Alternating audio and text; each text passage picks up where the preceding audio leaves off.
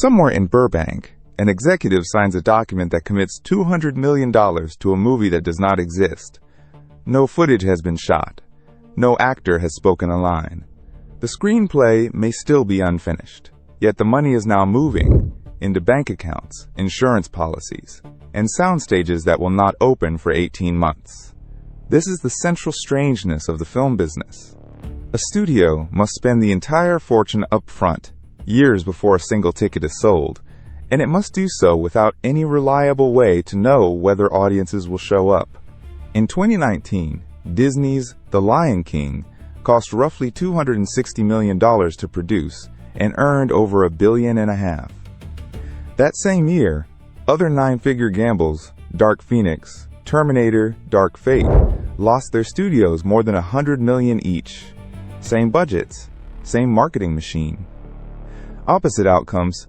No other industry works quite like this. A car manufacturer can test a prototype, survey buyers, adjust the price. A studio builds one prototype, and that prototype is the product. There is no second version. If it fails on opening weekend, it fails permanently. The theatrical window is measured in weeks. The people who run studios know the odds. Decades of data show the same brutal pattern. A small handful of releases generate the overwhelming majority of profit, while the rest break even or bleed. It is closer to venture capital than manufacturing, or, more honestly, closer to a casino where the house cannot guarantee it wins. Executives greenlight on instinct, comparables, and star power, dressed up in spreadsheets that everyone privately knows are guesses. And yet, the bets keep getting bigger. Budgets that shocked the industry in the 1990s are now routine. The stakes have climbed into territory where a single miss can erase a year of a division's earnings. So where does all that money actually go? Follow it, and the trail begins not with cameras or stars, but with something far cheaper to buy and far harder to get right. The story itself, and the years of expensive limbo before anyone is allowed to film it.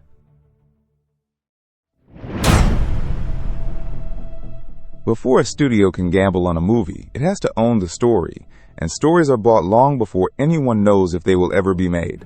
The cheapest instrument is the option. A studio pays a writer or an author a fraction of a purchase price, sometimes $50,000, sometimes far less, for the exclusive right to develop a project for 12 or 18 months. If the clock runs out, the rights revert and the money is simply gone. Options are renewed, re-renewed, and abandoned constantly. A best-selling novel can be optioned 3 or 4 times across a decade without a single scene ever being shot. Then there is the spec script, a screenplay written on speculation and sold in a bidding war. In the 1990s, these sales became legend. Shane Black earned $4 million for The Long Kiss Goodnight in 1994, a figure that made headlines precisely because it was obscene. Most writers never see anything close. But the studio that wins the auction has bought a lottery ticket, not a finished film, because buying the script is only the beginning.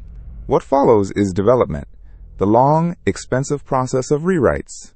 Studios routinely hire a second writer, then a third, then a polish, then a page 1 rewrite that discards everything before it. Each pass costs 6 or 7 figures. A single greenlit film can carry the fees of a half-dozen writers who never spoke to one another. And most projects never escape this stage. It has a name inside the industry: development hell. Scripts sit in the studio's library, paid for, owned, and unmade, sometimes for 15 or 20 years. Analysts estimate that for every film released, several more died in development, their combined costs quietly absorbed as overhead across the slate. So by the time a project is finally greenlit, millions have already evaporated into words that will never reach a screen. The story is locked. The budget is set. Now the studio has to attach the one element expensive enough to make or break the entire enterprise before the cameras ever roll: the people whose names go above the title.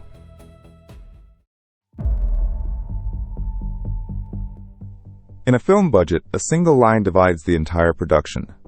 Above it sit the people hired for their names: the stars, the director, the producers, the writers. Below it, everyone else. The phrase is literal. Above the line, costs are negotiated first, committed earliest, and often dwarf everything that follows. Consider what a marquee actor can command.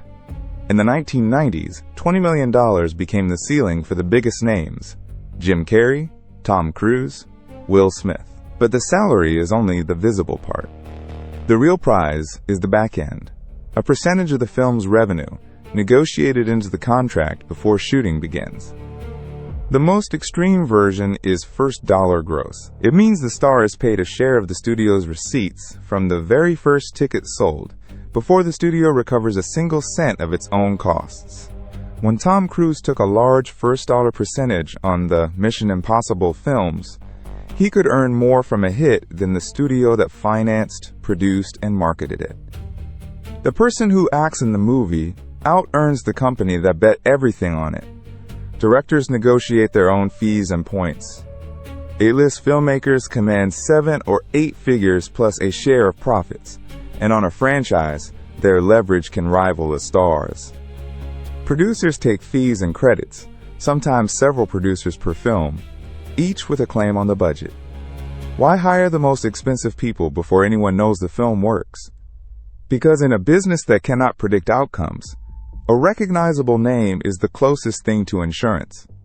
A star opens a movie, draws an audience on the first weekend, sells it to foreign distributors, reassures the bank financing the loan. The name is not a luxury, it is collateral, but this is where the math starts to invert. When talent takes first dollar gross, the studio's share of its own hit shrinks before production has even begun.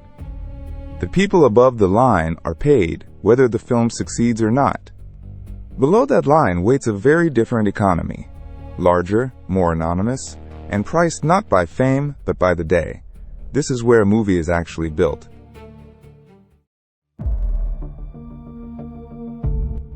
Roll the credits of any blockbuster and watch the names scroll for 10 minutes. Gaffers, grips, boom operators, set dressers, drivers, caterers, accountants. This is below the line, the invisible army that turns a screenplay into a physical thing. A major studio film can employ 2,000 or 3,000 people, most of whom the audience will never think about. Almost all of them belong to unions. In the United States, the crafts are organized under IATSE, the camera and lighting and construction locals, the drivers under the Teamsters. Union contracts set minimum rates, overtime, meal penalties, and turnaround rules.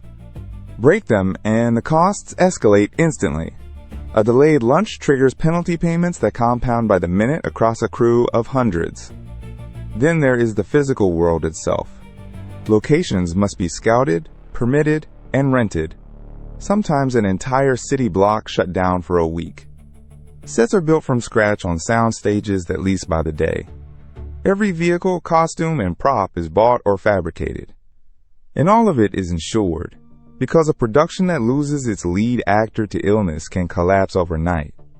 That insurance has a specialized form, the completion bond. A bond company guarantees to the financiers that the film will be finished and delivered no matter what. If the production runs catastrophically over, the bond company can seize control and finish the movie itself. It is the safety net that makes lending 9 figures possible in the first place. All of this produces a single terrifying number: the daily burn rate. A large production can spend hundreds of thousands of dollars, sometimes over $1 million, for every single day the cameras roll. That figure is why delays are so dangerous. A week of bad weather, a redesigned set, an injured stuntman.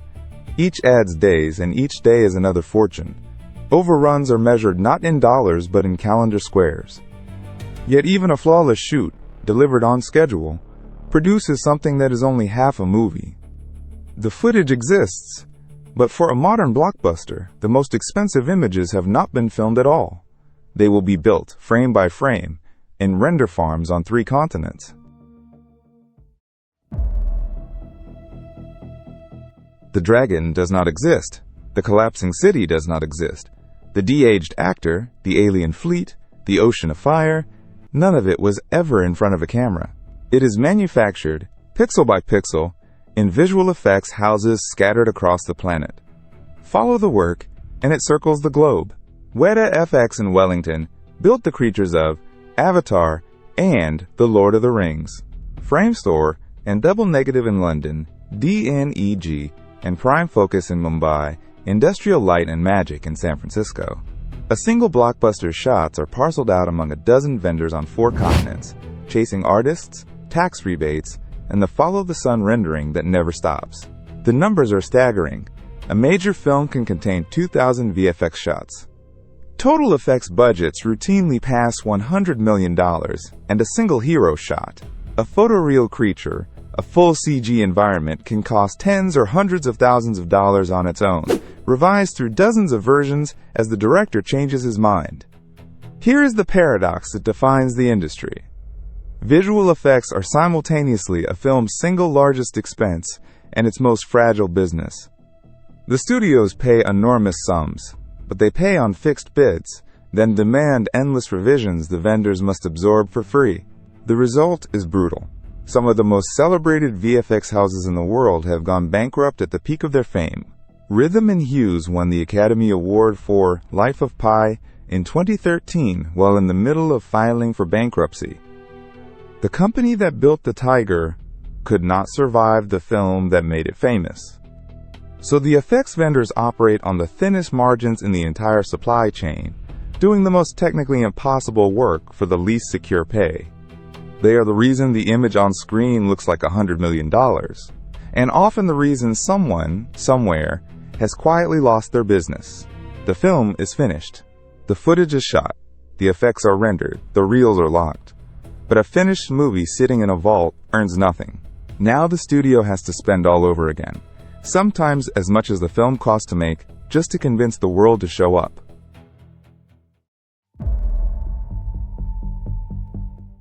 A finished film is inert.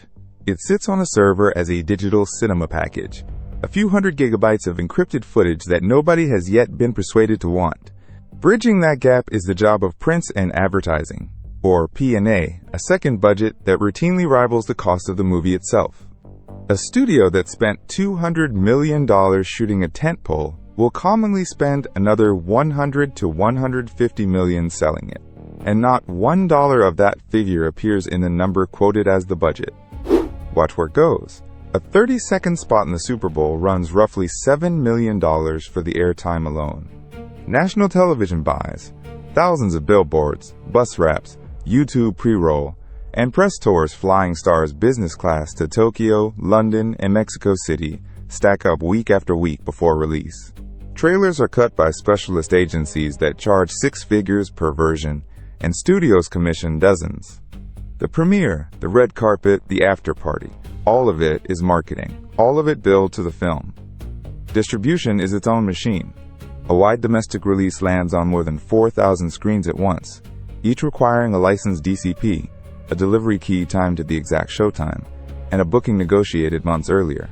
Internationally, the same picture opens across 60 or 70 territories, each with its own ratings board, dubbing pass, subtitle track, and local advertising spend, frequently on staggered dates to chase school holidays and dodge a rival's opening. This is why the industry lives by a brutal rule of thumb. A film must gross roughly 2.5 times its production budget just to break even, because the studio never keeps the whole ticket, and P&A must be repaid off the top. A $200 million movie is not fighting to earn $200 million. It is fighting to earn $500 million before anyone upstairs calls it a success. But grossing $500 million at the box office does not mean $500 million arrives at the studio. Between the ticket and the balance sheet stand the exhibitor, the streamer, and the foreign distributor, and each takes its cut before the studio counts a single dollar.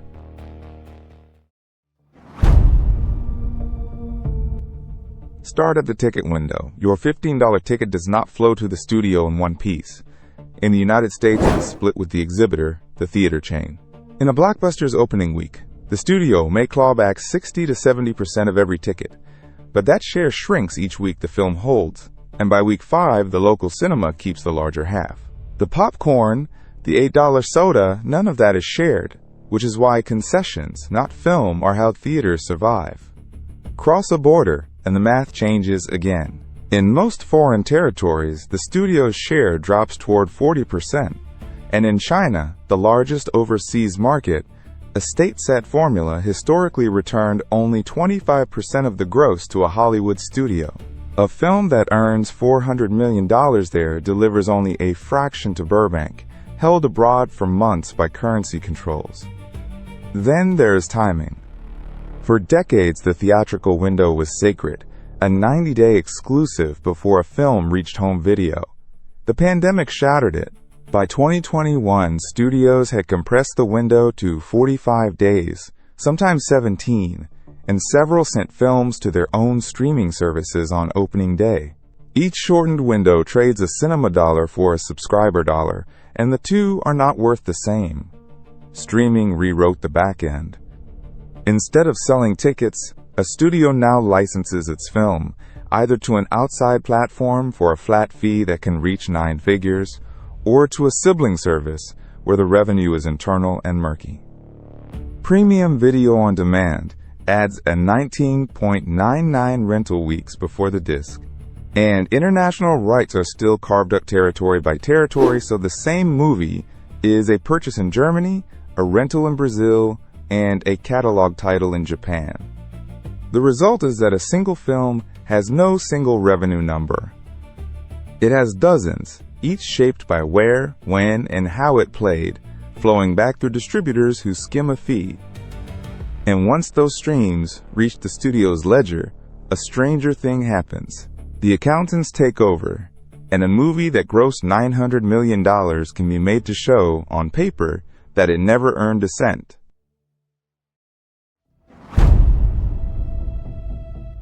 Here is where the numbers turn to smoke. A studio and a talent agent can look at the same blockbuster and disagree on whether it made a dime, because Hollywood keeps two kinds of books. Gross participants, the biggest stars, take a slice off the top before costs. Everyone else, writers, directors, and mid-tier actors, is often paid on net profit, a figure defined by the studio, and net profit is where fortunes go to die. The trick is layered, and every layer is a charge against the film. First, the distribution fee. The studio pays itself 30 to 35% of all revenue simply for releasing the movie. Then it charges the production for the full marketing spend, plus an overhead surcharge of 10 to 15% and another 15% overhead on the negative cost. Finally, it adds interest, charging the film for the money it borrowed to make it, compounding year after year, sometimes on capital the studio never borrowed. Stack those and a hit drowns. Return of the Jedi, which took in more than $475 million in 1983, was reported to have never shown a net profit.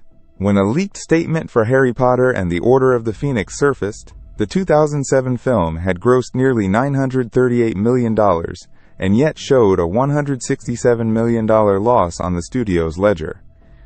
The courts have seen it plainly. In 1990, humorist Art Buchwald won a suit against Paramount over Coming to America, a film that earned roughly $288 million. A judge called the studio's net profit formula unconscionable. Winston Groom, author of Forrest Gump, was owed a share of net profits on a film that grossed over $600 million and was told it had lost money.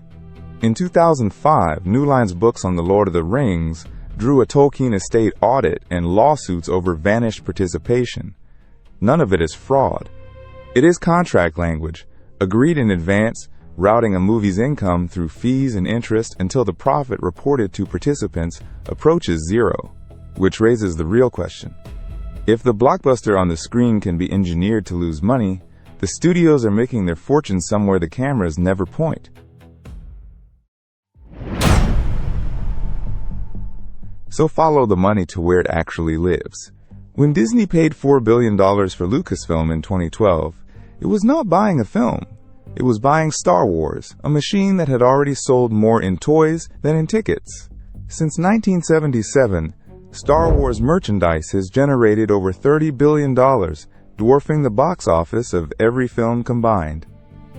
Merchandise is only the front door, A studio's most durable asset is its library, the thousands of titles it already owns and can license forever. When Disney paid $71 billion for 21st Century Fox in 2019, the prize was not new movies, but decades of catalog, characters, and franchise rights that keep earning long after the theater run ends. A film costs money once and can be sold for a century. Then there are the parks.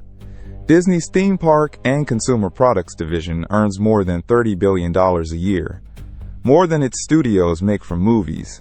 And every ride, hotel, and turnstile exists because a film first taught the audience to love the characters. A single franchise becomes a land, a cruise ship, a video game, a Broadway show, and a streaming series, each a separate revenue stream feeding the same intellectual property. And the taxpayer helps pay for all of it. Governments compete to host production with cash incentives. Georgia offers transferable credits up to 30% of a film's local spend, and Britain, Louisiana, and dozens of others match it. Studios shoot where the rebate is largest, sell the credits they cannot use, and shave tens of millions off a budget before a ticket is sold, subsidized by states desperate for the jobs. Add it up, and the picture inverts. The theatrical release, the thing audiences think of as the product, is the loss leader that launches the merchandise, the parks, the licensing, and the library, which will earn for 100 years. That is why a studio can lose money on a blockbuster and still be one of the most valuable companies on earth. The reels and the projector were never the point. In the economics of owning a movie studio, the lesson is absolute. The film is never the real product.